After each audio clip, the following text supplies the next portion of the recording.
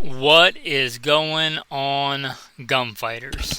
Welcome to Gunfighter Life, the podcast where we talk about guns, gunfighting the right way, with God at the center, Judeo-Christian values, and real-world first-hand experience. The last couple of days have been, let me put it politely, hectic. If you don't know, my wife and I live as neo-nomads traveling around. Well, the first several places we tried didn't work out, which is rare for that many to not work out in a row. And somewhere in all the moving, smashed the microphone cable, which is not a common cable. And despite efforts today, I was not able to get it back. So all that to say, if you notice a difference in the audio quality, waited for my wife to get done with work as she works remote from home, so I could use her headset. It's after 11 p.m. here, getting this podcast out. So if you notice a difference in the audio quality, it's not the normal microphone. Anyway, what are we going to talk about today? We're going to talk about lesser thought about range kit, range supplies, stuff that you might overlook because you don't see the importance of it. This episode will be on underrated or forgotten range bag items. There'll be another episode on lesser known forgotten bug out bag adventure survival items on Alpha Male Podcast. Try and get some cross pollination there if you're interested. It seems like sometimes, we have no problem dropping large amounts of money on guns and ammunition and accessories and Cerakote and whatever.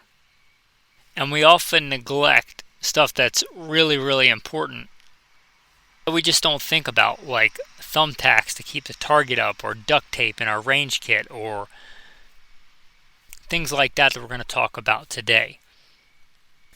The first thing I'm going to talk about that a lot of people may not put the thought into that they should is their actual target.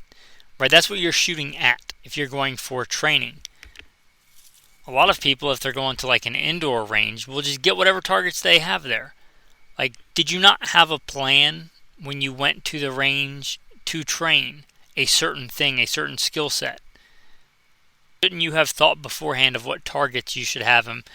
And I'm not saying there's anything wrong with buying targets at a shooting range, but you should probably know ahead of time. Don't just show up and just get whatever target looks cool. Unless you're just going to turn money into noise. But this is gunfighter life. This is not turning money into noise life. This is not gun poser life. This is gunfighter life. Have a target, have a plan. Have a training regimen for what you want to accomplish. Otherwise, what are you doing besides turning money into noise? Practice doesn't make perfect. Perfect practice makes perfect. One can go to the range and dump 500 rounds in a day and actually become a worse shooter. Just the amount of rounds put down range does not equal equivalency, does not equal effectiveness, does not equal growth in skill set. You could fire 0 rounds that day and have a really good dry fire session and become a better shooter, whereas you could go to the range and dump again 500 rounds, just randomly reinforcing bad habits, and become a worse shooter. Again, rounds down range does not in and of itself equal proficiency. On that, a target. And I get no sponsors on this show, no kickbacks, but let's say you're going to use the B27, the old classic B27 target. That's great.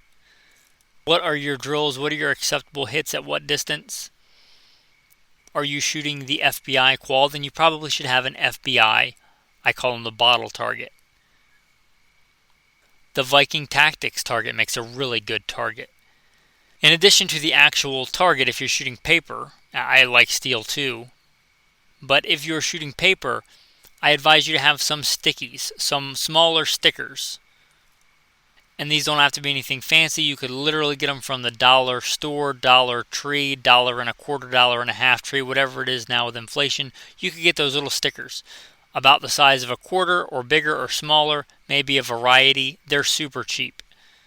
The little very bright colored price tag stickers you might find at Walmart in their little, whatever you want to call it, arts and crafts section.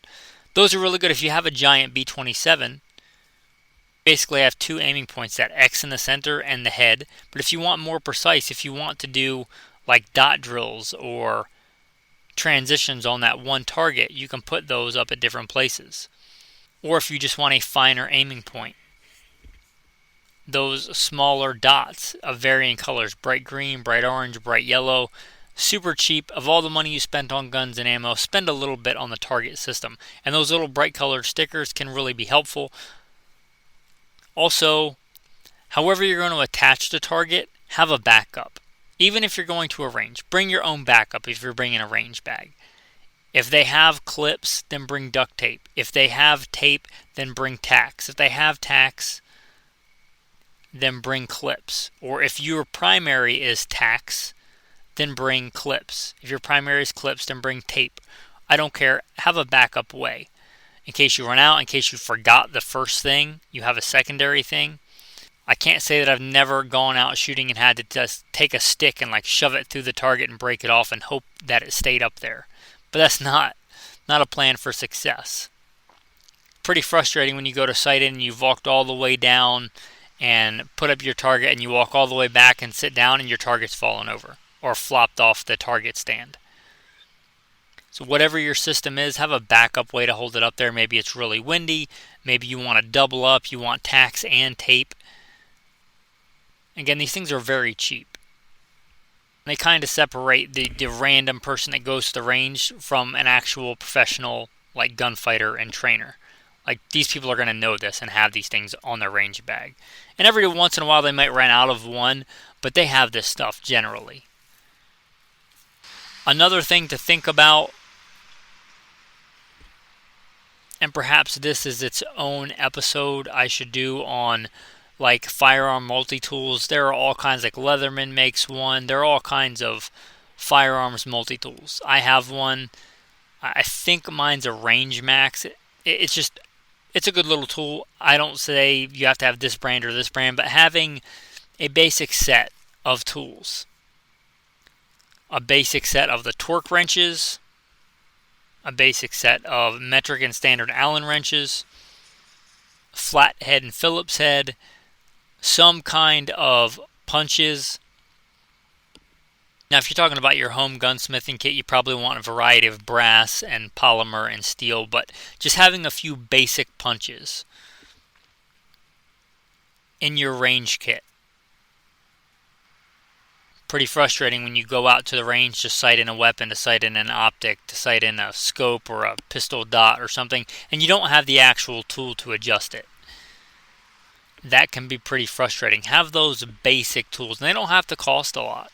You know, Walmart or Home Depot or Harbor Freight even, you can get basic, and I'm not saying this is the best you should have, but for an emergency range kit, you can have a basic torque set. You can have a basic Allen wrench set.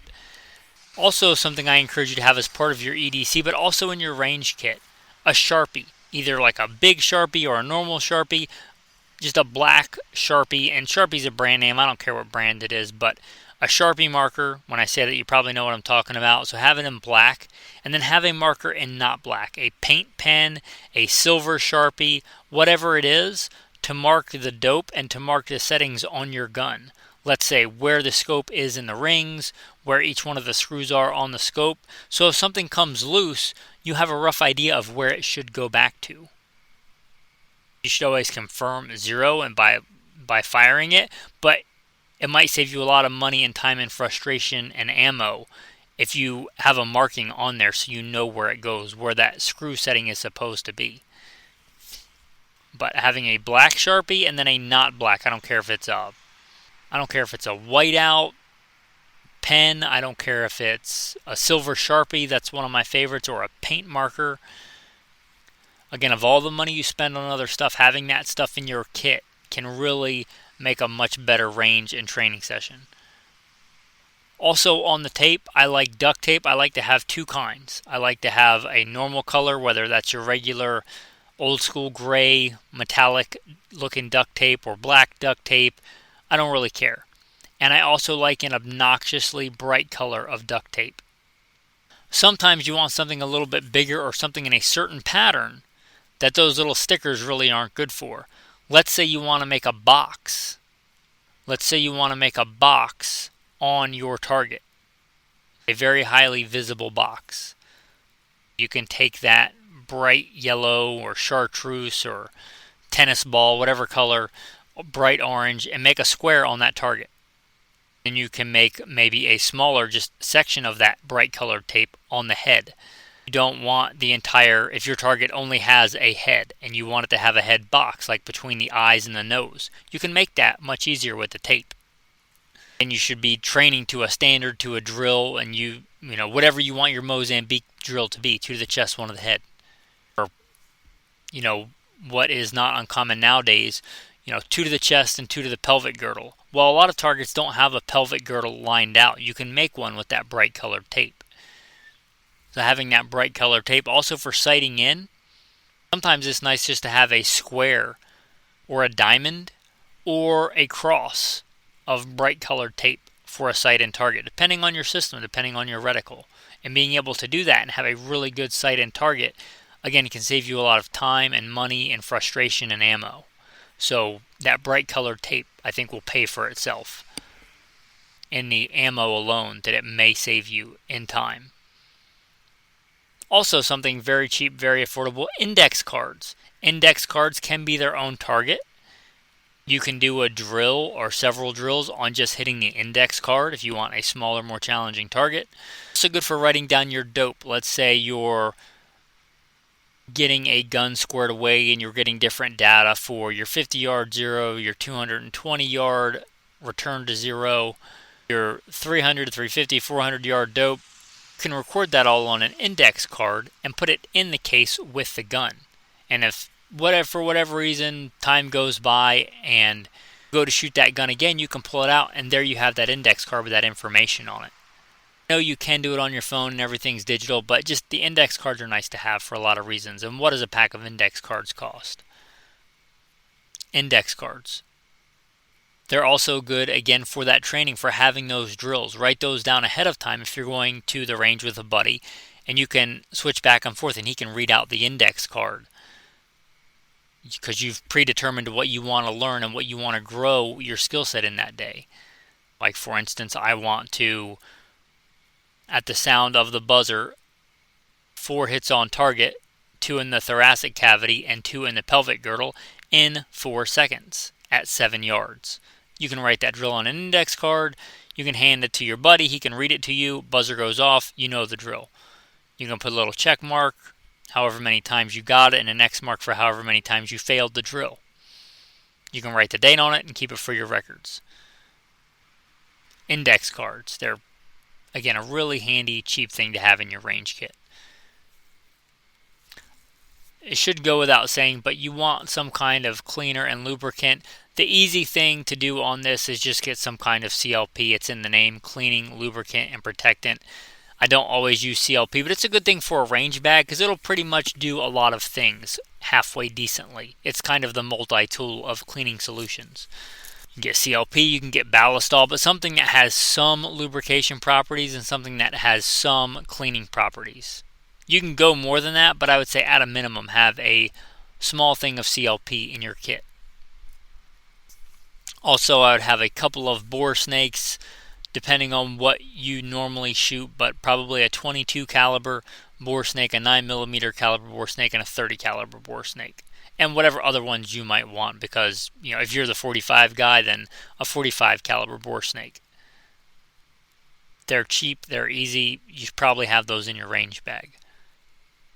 Even if you plan to clean them later when you get home, it's a good idea to run some CLP on stuff and pull a bore snake through, because we all know that sometimes we don't do what we're always supposed to do. We don't always remember the things that we're supposed to remember.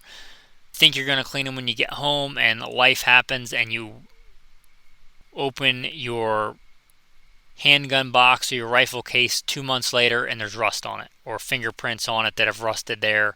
Whatever the case is, right? Having that stuff in the range kit and just giving it a quick bore snake pull through, a quick wipe down, even if it's less than 2 minutes per gun at the range. Even if you're going to clean them later, it's a good idea to do that just in case you don't.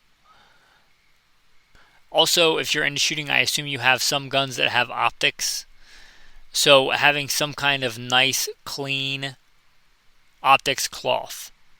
It doesn't have to be the fancy, like expensive optic cloth, but something that's soft, like a really clean, I would even say new cotton t-shirt that you don't use to clean guns, that you don't use to rub a bunch of other stuff down. It's just for that. But a good clean optics cloth.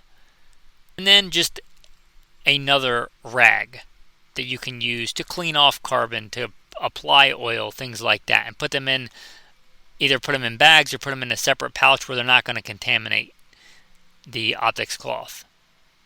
Again, of all the money you spend, how much do 2 pieces of cloth really cost you? Whatever hearing protection you prefer, I would say, and eye protection, have redundancy. Have redundancy. Have a backup pair. I like to do dual ear protection a lot of the time. I like inner ears and outer ears. Especially, and I don't prefer going to indoor ranges, but if I'm at one or if I plan on going to one, I like to have both.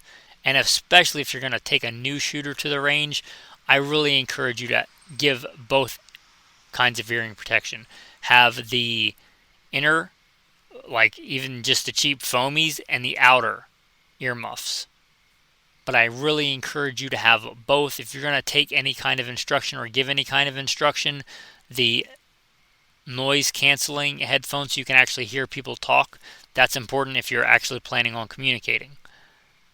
But have a redundancy. Have a backup to your backup. Have your outer ears and have your foamies. Have a couple of extra sets. The foam ear protection doesn't cost very much. You might go and your buddy forgot his, or maybe this time you forgot something and your buddy has an extra set. But the extra foamies, they are really cheap and affordable. Even if you're going to wear earmuffs, have a backup. Same thing goes with your eye protection. I mean eye protection. I don't mean whatever random Dollar Tree sunglasses. And I'm not opposed to Dollar Tree sunglasses. Don't get me wrong, I got tons of pairs of cheap sunglasses. But at the range, I prefer a good set of eye protection. Something that has some kind of ballistic protection. And I would have a backup. I would have a dark tinted pair, and I would have a lighter tinted pair. In case you forget one, you have the other, but it's nice to have different lens colors. A really dark set for if it's really bright, or a clear or yellow pair if you're shooting towards dawn, towards dusk. It starts getting dark in a training class. You can switch, or it's taking you longer to meet your standard than you thought, and you're out at the range and it starts to get dark. Normally you shoot outside and your buddy invites you to an indoor range and you have tinted ones. Well, that kind of stinks. You could, and the indoor range may have a set, and who knows how scratched they'll be and whether or not they'll fit your face. But again, of all the money that is spent on guns and all the other things, a cheap set of yellow, bronze, clear eye protection in addition to your dark tinted eye protection. And lastly, tourniquet. Tourniquet's important. I can't overemphasize that enough. Hopefully you never need it, but have a tourniquet. You know, a cat is probably unarguably one of the best tourniquets. I would encourage you to have a tourniquet on you in case you can't make it to the range bag, but I would also have a spare one in the range bag. I encourage people to have a tourniquet as part of their EDC, but I also encourage you to have one in on your range bag. Again, of all the money that a gun costs, the ammo costs, that the cool Gucci accessories are going to cost $20, $25, $30, $40 on a tourniquet. Pick your flavor. Have it on your kit, have it pre-staged. And if you don't know how to use it, maybe buy a spare one. And when you or your buddies go to the range, make it part of your training. You know, load the gun with 3 rounds only, and then practice your Mozambique drill, 2 to the chest, 1 to the head. And then when your buddy has verified safe and clear, set the gun down and throw on the tourniquet on whatever pre-designated leg that you wrote on your index card, and make that part of your training in a safe manner. And it doesn't have to be that, but you can incorporate it into your training. Anyway, that's not an all-inclusive list of what should be in a range bag. I did an entire video a long time ago, long ago for the patrons, probably pretty far back in the feed. But this is just kind of things you may overlook or may forget about. Maybe you have a few of these things. Maybe you have all of these things. Maybe you have way more cool stuff in your range bag. This is stuff over the decades of me shooting and training and being a trainer that I have found really handy and that I would like to recommend that you have or think about having. Anyway, with that, I guess that brings us to the tactical tip of the day. Tactical tip of the day: pie plates, white paper plates. They are a good training aid. They are a good size for what I would consider a good vital area. They're a good, cheap, affordable thing. Maybe consider having those in your range bag. Even if you have some really good silhouette targets, you may want those on, for instance, like a B27 just for the contrast. It may just be easier and cheaper to replace the center. Hopefully most of your hits are in the center. You can take the Sharpie we talked about, mark the ones that are outside of that. Just replace that one paper plate. I think you know the paper plates I'm probably talking about. They come in big stacks. They're just regular white paper plates. Another tactical tip: if you have those different colors of tape we talked about, you can, even on a pretty static range, simulate cover on the target, meaning the target being behind cover. You could, for instance, just take a piece of black duct tape, or if the target is black, again, that's why it's good to have two different colors, the obnoxious color of tape, and run it diagonally, top right to bottom left. And you could have your buddy call out which side is exposed. So you're not always just shooting at a plain, regular silhouette target. So you have to adjust your point of aim. That's stuff that if you don't shoot competition a lot, even police officers and stuff that usually just shoot quals, that's not something they generally get a lot in their practice. You can simulate that very easily. Again, with just tape and your normal targets. Anyway, those are your tactical tips of the day, your tactical verse of the day. Your tactical verse is one that I need to hear. Been a frustrating couple of days. Rejoice in the Lord always. Again I say rejoice. Let your gentleness be made known to all men. The Lord is at hand. Be anxious for nothing, but in everything with prayer and supplication with thanksgiving. Let your requests be made known to God, and the peace of God will guard your hearts and minds in Christ Jesus. It's easy to focus on what's going wrong, what you don't have, what should be. And that will shift your focus away from all that we do have and all that we have been blessed with. And I find myself falling into that trap this week, if I'm being honest. And I'm trying to do what that verse says. Be anxious for nothing. I have more than I need. I'm a blessed man. If we look way back in the Garden of Eden, it is written, of all the trees they could freely eat, except the tree of the knowledge of good and evil. Instead of focusing on all that they had, they were in a paradise. They walked with God, it says. They were in a paradise. Instead of focusing on all the good things, Eve focused on the one thing she wasn't supposed to have. Let's not be like that. Again, it can be easy at times to focus on what we don't have or what we think we should have or what we think we're entitled to. But let us not forget, we deserve death and wrath. Every breath is a gift from God. Let us focus on all the good that He's given us and not the few things that we want and don't yet have. With that, thanks for listening and have a blessed day.